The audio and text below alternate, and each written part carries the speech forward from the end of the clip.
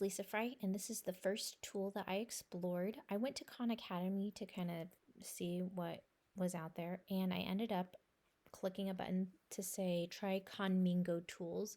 And when I signed up, I found out that Khanmingo is their free AI powered tools. And I really fell in love with it because it just had a lot of tools that I could easily use in my classroom. I specifically used the classroom newsletter button, discussion prompts, this IEP assistant, lesson hook, and informational text and exit tickets. But as you can see, there are lots of different things like creating a lesson plan, report cards, rubric generator, so that you could also be using.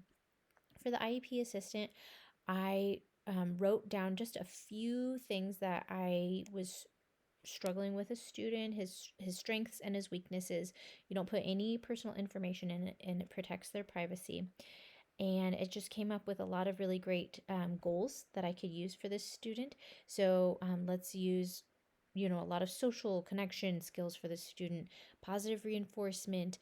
He sometimes stutters, so incorporating some speech exercises and encouraging him to discuss aloud to help him practice.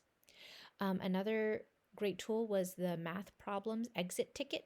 I wanted just a few quick problems that my students could kind of fill out every single day when they're done at the end of the math lesson, so I could kind of check in and see how they're doing. I just said I want them to add and subtract within 20, and so it just came up with a couple of problems like that. I also liked this lesson hooks. We're going to be studying Kansas Day soon, so I wanted some hooks to get us kind of started on the lesson. It had some really great ideas like bringing in some physical objects, sharing a story about a child who lived in Kansas a long time ago, just to get them kind of interested in what we're going to be talking about. I I wrote in a few things that we've been working on last week and things that we're going to be doing this week, and it came up with a newsletter for me. It had a lot of really great cutesy things to add. I would kind of like to change it in a little bit. It said I added like please include a Spanish translation, and it did. Only at the bottom, and it didn't translate anything else. So I'd like to see if I could kind of clarify and make that a little bit better. The informational text I thought could be a really great reading center, or it could be just a really great introduction to a topic or something like that to give us more information.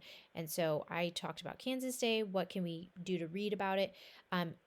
You can select informational text for your students to be 100 words long, like 300 word long, and 750 words long. So I chose, I like that you can have it differentiate for like maybe a high level reading group or like a lower level reading group.